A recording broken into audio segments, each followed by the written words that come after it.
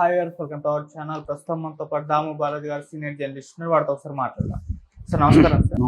Sir ఏపీలోని సింహాద్రి సింహాచలంలో ఒక ప్రమాదం అయితే చోటు చేసుకుంది. గోడ కూలింది, దాదాపు 8 మంది చనిపోయారని కూడా చెప్తున్నారు.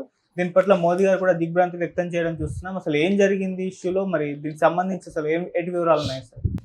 ఆంధ్రప్రదేశ్లో విశాఖపట్నం జిల్లాలో సింహాచలం అప్పన్న దేవాలయం ఉంది, వరాహ లక్ష్మీ నరసింహస్వామి.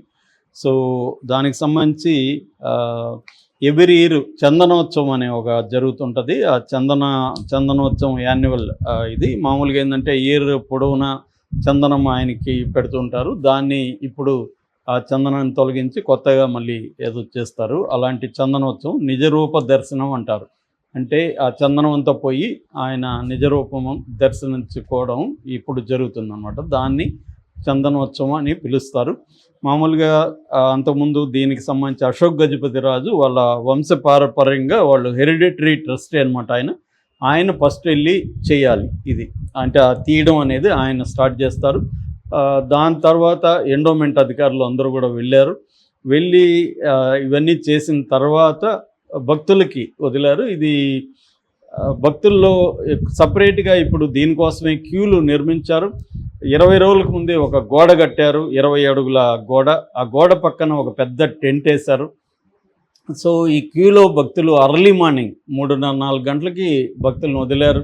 బోరున వర్షం పడుతుంది.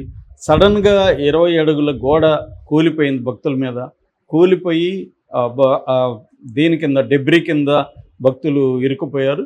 ఇప్పటి వరకు అందుతున్న సమాచారం బట్టి 8 శవాలు బయటకు వచ్చాయి. 8 మంది చనిపోయారని, ఇంకొక 10 మంది వరకు తీవ్రంగా గాయపడ్డారని వార్తలు వస్తున్నాయి. సో ఇది దారుణమైన విషయం. ఎందుకంటే మనకి జనవరి 6వ తేదీ తిరుపతిలో 6 మంది చనిపోయి 20 మందికి పైన గాయపడ్డారు. అట్లాగే జనవరి 28న ప్రయాగరాజ్ మన మహాకుంభకు సంబంధించి 30 మంది చనిపోయారని గవర్నమెంట్ డిక్లేర్ చేసింది. అది 300 వరకు ఉంటారని ప్రతిపక్షాలు అంటున్నాయి. ఏదేమైనా అక్కడ చాలా పెద్ద సంఖ్యలో చనిపోయారు. ఆ తర్వాత ఇక్కడ జరిగింది ఇది. సో దీని మీద ఆల్రెడీ ఎంక్వైరీ స్టార్ట్ అయింది. దీని మీద విహెచ్పి సీరియస్గా, విశ్వ హిందూ పరిషత్తు సీరియస్గా చంద్రబాబు ప్రభుత్వాన్ని విమర్శిస్తుంది. చంద్రబాబు నిజానికి జగన్ కానీ వాళ్ళు ఇంకా విమర్శలు మొదలుపెట్టలేదు, కానీ విశ్వ హిందూ పరిషత్ అయితే విమర్శలు మొదలుపెట్టేశారు. సో ఇది పాలన కాదు, లాబియింగ్ జరుగుతుంది చంద్రబాబు పాలనలో. ఎండోమెంట్ డిపార్ట్మెంటు భక్తుల్ని భగవంతునికి దూరం చేస్తుంది. ఒక ప్రణాళిక లేదు, ప్లానింగ్ లేదు, ఇష్టం వచ్చినట్టు చేశారు అనేది విమర్శ వస్తుంది. ప్రధానంగా దీనికి కారణం ఏంటనేది ప్రాథమికంగా ఇప్పటి వరకు వస్తున్న సమాచారం ఏంటంటే, 20 అడుగుల గోడ కట్టారు కదా, ఈ గోడకి సపోర్టింగ్ పిల్లర్స్ కానీ దిమ్మెలు వేయడం కానీ ఇవేవి చేయలేదు. కాంక్రీట్ ఇవి వేసి ఉండాలి, అవేం చేయకుండా 20 అడుగులది కట్టేశారు. అది ఫ్రెష్గా 20 రోజులకు ముందు కట్టింది కాబట్టి వాన పడగానే అది పడిపోయింది. సో నిజానికి దానికి ఫెన్సింగ్ పెట్టారు. పక్కన ఫెన్సింగ్ అని లేకపోతే ఇంకా చాలామంది చనిపోయారు. ఫెన్సింగ్ వల్ల ఆ ఇటుకలు కొన్ని ఫెన్సింగ్ వల్ల కింద పడలేదు, భక్తుల మీద పడలేదు, లోపలికి పడ్డాయి. ఆ ఫెన్సింగ్ని ఢీకొట్టి లోపలికి పడ్డాయి. అవి కానీ ఇంకా పడి ఉంటే ఇంకా ఎక్కువ మంది జరుగుండేది.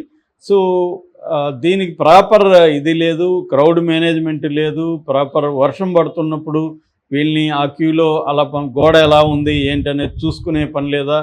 ఇవి అంటే క్లియర్గా ఎండోమెంట్ నిర్లక్ష్యం అయితే కనిపిస్తూ ఉంది. ఇప్పటివరకు వస్తాం దీని మీద విచారణకైతే ఆదేశించారు. పవన్ కళ్యాణ్ దిగ్భ్రాంతిని వ్యక్తం చేశాడు, జగన్ వ్యక్తం చేశాడు, చంద్రబాబు, లోకేష్, ఇక్కడ కూడా రేవంత్ రెడ్డి కూడా దీని మీద స్పందించారు. తర్వాత మోడీ స్పందించి చనిపోయిన వాళ్ళకి 2 లక్షలు, తర్వాత గాయపడిన వాళ్ళకి 50,000 ప్రకటించారు. ఇక్కడ కూడా ఇప్పుడు చంద్రబాబు గవర్నమెంట్ కూడా ప్రకటించే అవకాశం ఉంది. సో వీళ్ళకి సరైన కాంపన్సేషన్ ఇవ్వాలి, ₹1,00,00,000 అన్న ఒక్కొక్కరికి ఇవ్వాలని వైసీపీ నాయకులు ఆల్రెడీ డిమాండ్ చేస్తున్నారు. దీని మీద ఎంక్వైరీ చేసి బాధితులకి న్యాయం చేయాలి. తర్వాత దీనికి కారణమైన వాళ్ళని నెగ్లిజెన్స్ ఎవరైతే ఉన్నారో వాళ్ళ మీద చర్య తీసుకోవాలని చెప్తున్నారు. ఒక పక్క అక్కడ మన తిరుపతిలో జరిగిన స్టాంపీడ్ ఏదైతే ఉందో, తొక్కిసలాట, దానికి సంబంధించి ఎంక్వైరీలు ఇప్పటివరకు ఏమీ తేలలేదు. బాధ్యులున్నప్పుడు చంద్రబాబు ఇమ్మీడియట్గా కొంతమంది మీద చేయడం తప్ప అదేం జరగలేదు. పవన్ కళ్యాణ్ కూడా అక్కడంతా మాట్లాడేసి వెళ్ళిపోతాడు తప్ప పవన్ కళ్యాణ్ ఆ తర్వాత ఆయన ఎప్పుడు ఫాలోఅప్ చేయడు. ఆ సంఘటన బాధ్యులైన వాళ్ళని చర్యలు తీసుకోవాలని పవన్ కళ్యాణ్ కూడా ప్రెజర్ చేయరు. వచ్చినప్పుడు మాట్లాడి ఆయన ఆవేశంగా మాట్లాడి వెళ్ళిపోతుంటాడు అన్న విమర్శలు పవన్ కళ్యాణ్ మీద కూడా ఉన్నాయి.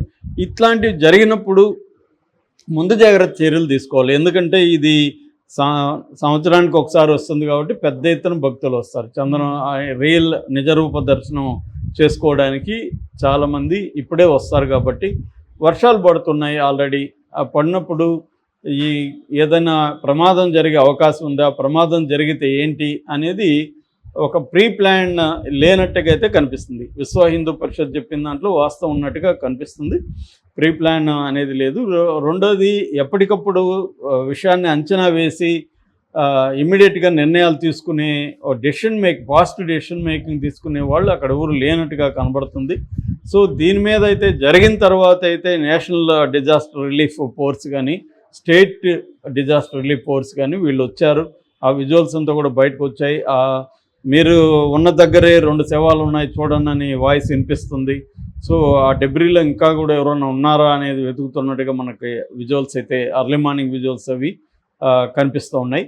సో ఇది అందులో ఒక మహిళ కూడా ఉందని చెప్తున్నారు. ఇప్పటివరకు చనిపోయిన 8 మందిలో ఇంకా కూడా కొంతమంది చనిపోయే అవకాశం ఉందని కూడా కొంతమందికి, ఎందుకంటే సీరియస్ గాయాలైనాయి, తలల మీద బాగా దెబ్బతగిలాయని చెప్తున్నారు.